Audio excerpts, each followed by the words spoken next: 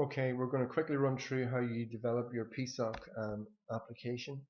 So first thing you do is create a new folder on the desktop, and I'm going to call it Servo um, DC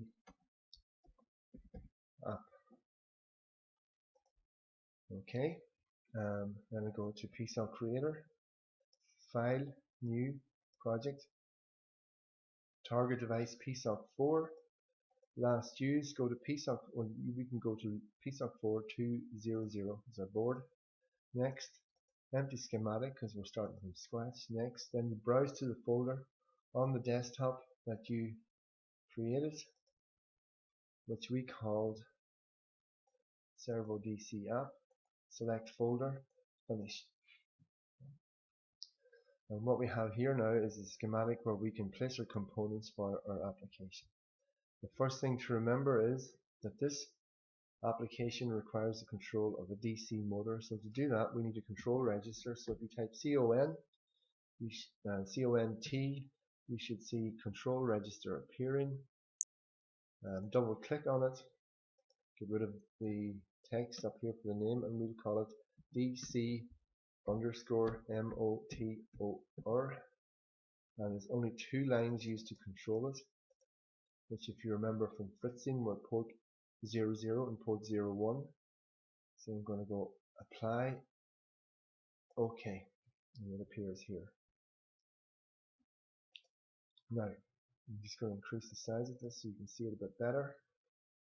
Two pins need to be connected to that control register DC motor. So I'm just going to drag in two digital output pins and drop them on the top there. And that is our setup here for controlling the DC motor. For controlling the servo motor, we need a PWM. So if you type PWM in the window here, you drag the top one over. And if you type CLOCK for clock, we need some pulses.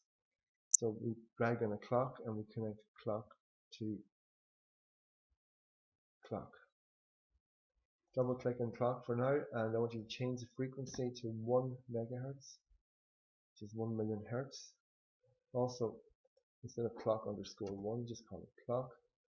Apply, OK. Click on PWM, and first of all, get rid of the underscore 1, and we want to divide the 1 million down to give us 50, which requires a division of 20,000. And for the moment, I'm just going to leave the compare at 1000. This sets up the pulse widths, and at the moment we're not too concerned of how we actually work those out. But if we need a pin now to control the servo, and some digital output pin, and we take it to the line output of the PWM. So basically this PWM device with the clock are going to create pulses that go to the servo motor to put it in the right position. Next thing, we need a UART so that we can communicate with the Bluetooth module. So if I drag the UART in, double click on it, get rid of the underscore 1, make it receive only, and change the bits per second to 9600 and apply OK. And if you click on here, you should see the TX is now not used, so you can delete it. And I'm going to change the RX value by getting rid of the underscore 1, just so that we have the same as everywhere else. So now, this does the communication, this controls the servo, this controls the DC motor. And because we are using these very cheap bootloadable boards, we need to take in this device, which is called a boot, in the bootloadable.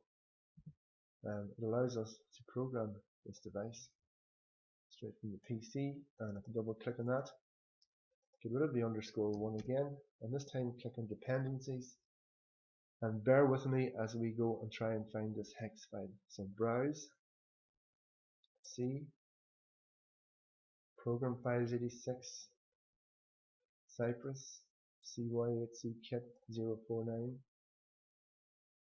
1.0, firmware, SCB bootloader, UART bootloader, Cortex M0, ARM GCC, debug, UART bootloader.hex. That's it. Open and you'll see it's filled these two out. The only reason we had to do this is because of the boards we were using. So we apply. Okay. Next thing, pins. We decided earlier that the pins for the motor driver IC were port 00 and port 01. So I'll just do those in the drop down menu. The servo motor control was pin 3, and we really should have put names to these pins and we'd know what they are, but if you look back, pin 3 was the output of the PWM and that was P10. And there it is. Now, UART receiver is actually P04. Now you can go here and select P04, or you can do this with any of this pin placement. You can just drag it over and drop. And there are our pin placements up. So we go build design, and if we drag this little window up, you should down here see the result of the build after it's done.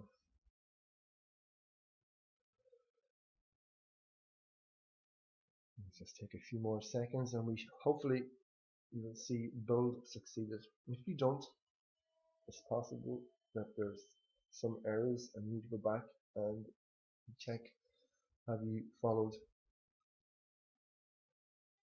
the instructions.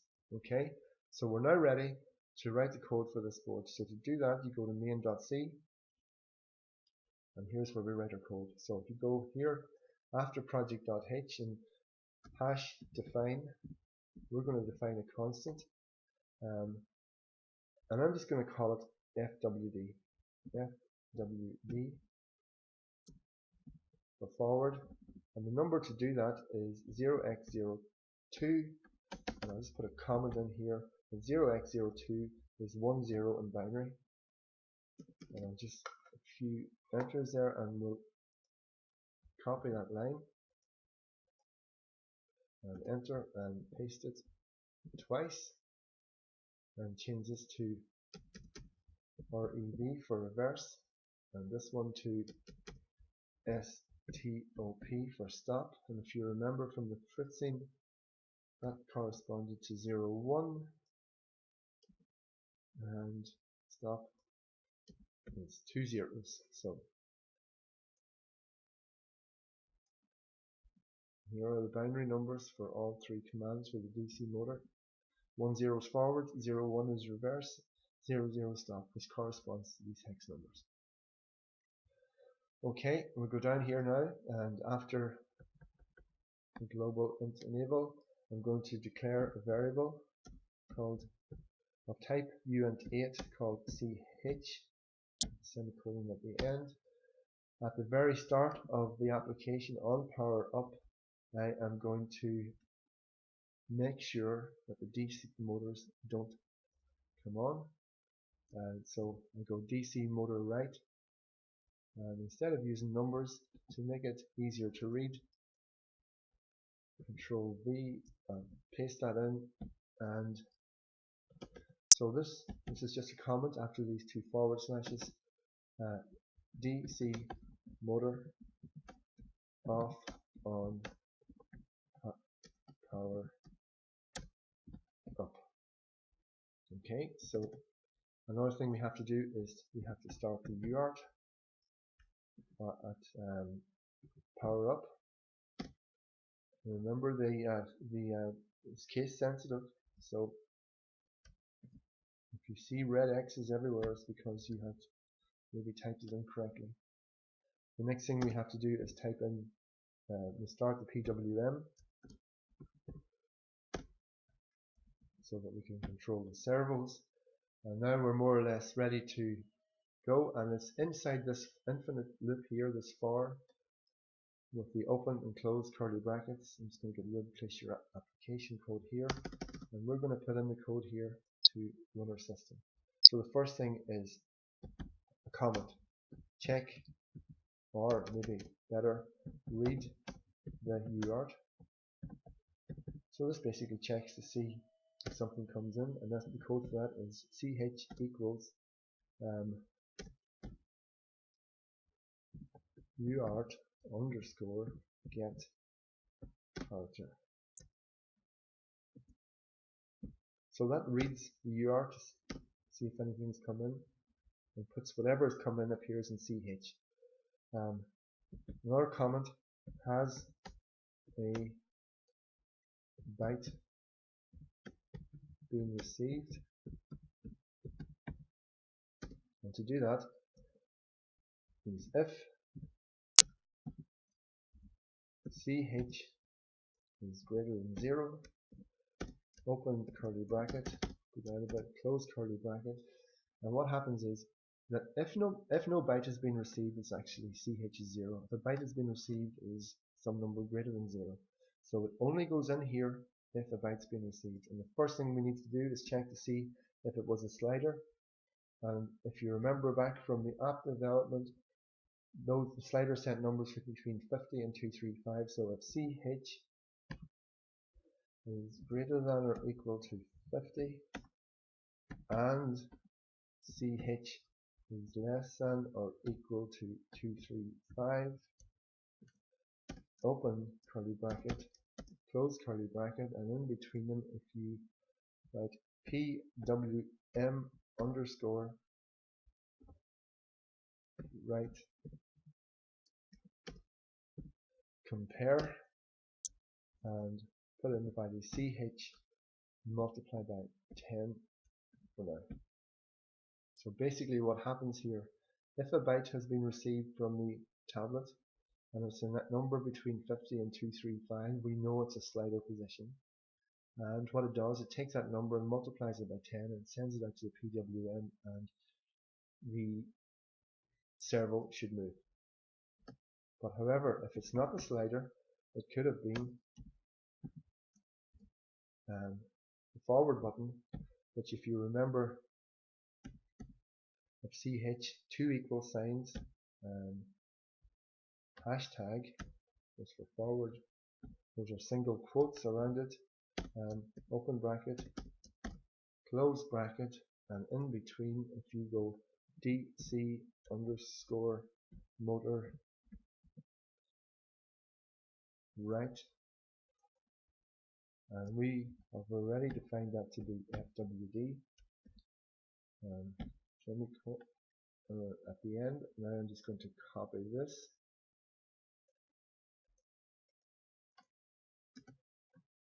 enter, and copy it again. And if it was this percentage sign, if you look back at the app again, or if it was the minus sign, you put in REV or STOP. So there we have it. We've defined our numbers that we need to write out to control the DC motor. We've made sure that they're all off and power up. We've started the communications device to communicate with Bluetooth module. We've started the PWM. We read the UART. If a byte's been received, we check to see if it's a slider first, and if it is a slider, we write out the number. If it's not the slider, we first of all check to see if it was a hashtag, percentage sign, or the negative or the minus sign, and we write the appropriate number out. So basically then you go to build design, and we're ready to program the board. So the first thing you should do is get the red board, and you need to put it into the PC, and when you're putting it into the PC to program it, keep your finger on this button. Okay, this LED here should flash about 2 times a second. So I'll just do that here. By the way, the first time you put these boards into a machine, make sure that you give ample time for drivers to be installed.